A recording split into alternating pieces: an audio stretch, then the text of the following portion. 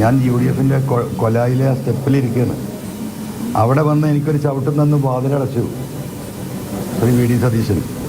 അപ്പോൾ ഞാൻ നോമിനേഷൻ കൊടുക്കാൻ പോകുമ്പോൾ ഞാൻ കേരളത്തിലെ 3.5 കോടി ജനങ്ങളോടും പറഞ്ഞതാണ്, ഈ പറയുന്നത് പോലെ ഞാൻ ജീവിച്ചിരിപ്പുണ്ടെങ്കിൽ ഞാൻ മുന്നോട്ട് പോകുന്നത്. ഞാൻ മരിച്ചിട്ടില്ല, അതുകൊണ്ട് ഞാൻ മുന്നോട്ട് പോകും. പത്രിക പിൻവലിക്കാനുള്ള അവസാന ദിവസവും ഒരു പിന്മാറ്റമില്ലെന്ന് PV അൻവർ വ്യക്തമാക്കുകയാണ്. പലതരത്തിലുള്ള അനുനയ നീക്കങ്ങളും ഇപ്പോഴും നടക്കുന്നുണ്ട്. പക്ഷേ VD സതീശൻ തന്നെയാണ് തന്നെ മത്സരരംഗത്ത് ഇറക്കിയത്.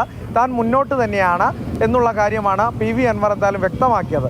ഒപ്പം തന്നെ പുതിയ കുറച്ച് ഉപാധികളുമായാണ് PV അൻവർ എത്തിയതാണ് കൗതുകം. ഞാൻ ഏറ്റെടുത്ത വിഷയം ഇവിടുത്തെ ഫോറസ്റ്റും ഇവിടുത്തെ പോലീസുമാണ്.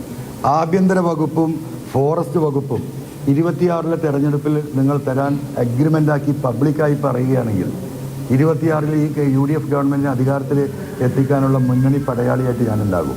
അതിൽ കുറഞ്ഞ് വിശ്വസിച്ചുകൊണ്ട് ഒന്നുകിൽ ഈ രണ്ടും എനിക്ക് തരണം, അല്ലെങ്കിൽ ഈ പറയുന്ന VD സതീശൻ ആ സ്ഥാനത്ത് നിന്ന് മാറ്റിയിട്ട് മറ്റൊരാൾ ആ സ്ഥാനത്തേക്ക് വരണം. വ്യക്തിഗതമായ ശൈലിയിൽ അൻവറിൻ്റെ രാഷ്ട്രീയം പറഞ്ഞ് അൻവർ മുന്നോട്ട് തന്നെ പോവുകയാണ്. ഒരേ ഒരു അപരനാണ് നിലമ്പൂരിലെ സ്ഥാനാർത്ഥി പട്ടികയിലുള്ളത്, അത് PV അൻവറിനാണ് എന്നുള്ളത് കൂടി മറ്റൊരു രാഷ്ട്രീയ കൗതുകമാണ്. എന്തായാലും നിലമ്പൂരിൽ പ്രചാരണം ചൂട് പിടിക്കുമ്പോഴാണ് അൻവറിൻ്റെ ഓരോ നീക്കങ്ങൾ ദിനം പ്രതി ഓരോരോ ഉപാധികളുമൊക്കെയായി എത്തുന്നത്.